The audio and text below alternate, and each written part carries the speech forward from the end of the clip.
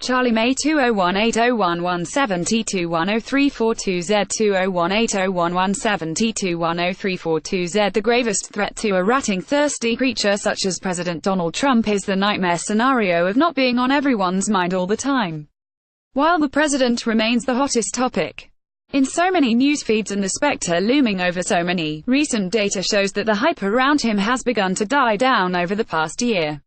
A new report focused on big data from the Brookings Institute claims to measure the Trump presidency in ways more indicative of real-time public opinions than polls, election results, and legislation. As report explains, big data can measure trends over time.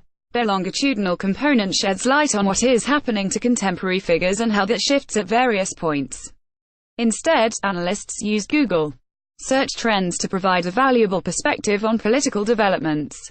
The report broke down a number of interesting points throughout Trump's first year in office. To summarize, there were a number of important trends in internet searches relevant to President Trump in 2017. Data show interest in Trump plummeting over the course of the year, variations in interest in economic, domestic, and foreign policy, depending on the time of year, spikes in interest in Russia, terrorism, taxes, and inequality as those topics were in the news, significant differences across states and cities as various topics surfaced nationally, and interest in impeachment surging during May and November. Around Trump's inauguration, search trends for the incoming president were indeed through the roof.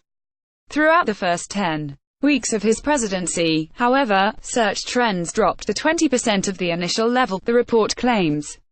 As the first year of his administration, the public became increasingly engaged in specific issues than the president himself. Interest in terms related to impeachment surged in May, when Trump fired former FBI Director James Comey, and once more in November when Trump campaign chair Paul Manafort, his business associate Rick Gates, and Trump campaign advisor George Papadopoulos were indicted by federal prosecutors.